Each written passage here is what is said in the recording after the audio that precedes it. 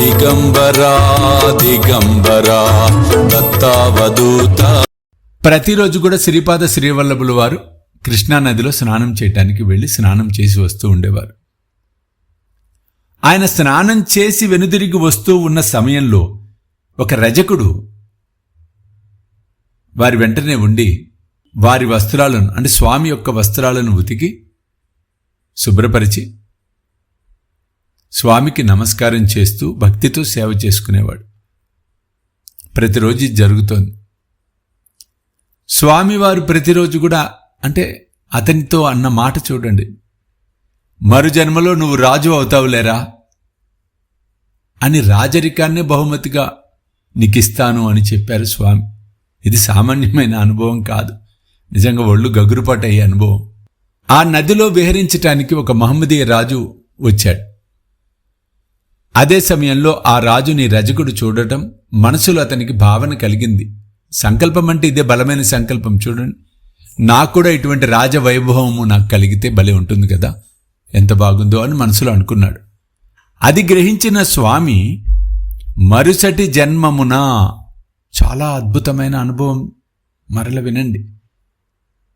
ఆ రజకుడి యొక్క మనోసంకల్పాన్ని, నిశ్చయాన్ని గ్రహించిన స్వామివారు మరుసటి జన్మమున, మరుజన్మలో ఇతన్ని బీదర్ను పాలించు మహమ్మదీయ రాజుగా జన్మించినట్లు ఆశీర్వదించారు. వచ్చే జన్మలో తప్పకుండా నువ్వు బీదర్ రాజు అవుతావు. అతని కోరిక మీద తాను, అంటే స్వామి మరుసటి అవతారాన్ని కూడా, రాబోయే అవతారాన్ని కూడా తెలియజేశారు. నేను నరసింహ సరస్వతిగా నీకు దర్శనమిస్తాను అని ఆ రజకుడికి వాగ్దానం ఇచ్చారు స్వామి.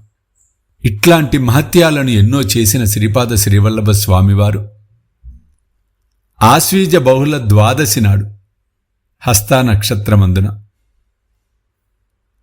పరమ పవిత్రమైన కృష్ణానది యందు వారి శరీరమును అంతర్ధానమనుంచారు. స్వామి పాదుకలు ఈరోజు కూడా తపోస్థానమైన కురువపురం నందు ప్రతిష్ఠింపబడి ఉన్నాయి. ఇప్పటికి కూడా స్వామి భక్తులకు దర్శనమిస్తూ వారి వారి అభీష్టాలను నెరవేరుస్తూనే ఉన్నారు స్వామి. కురువపురమున భక్తులు వారిని త్రిమూర్తి స్వరూపులుగా, దత్త భగవానుడుగా పూజిస్తున్నారు. స్వామి జన్మస్థానమైన పిఠాపురం కూడా ఒక దత్తాత్రేయ మందిరం నిర్మించబడి ఉన్నది. ఇది కూడా భక్తులు దర్శించి పూజిస్తున్నారు.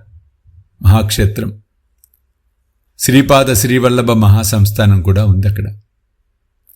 ఈ సంస్థానం వారు నిత్యపారాయణం చేసే భక్తులకు ఉచిత వసతి కూడా కల్పిస్తున్నారు. ఇలా స్వామి యొక్క పరంపర కొనసాగుతూ ఉంది. దిగంబర దిగంబర శ్రీపాద వల్లభ దిగంబర, దిగంబర దిగంబర శ్రీపాద వల్లభ దిగంబర, దిగంబర దిగంబర శ్రీపాద వల్లభ దిగంబర.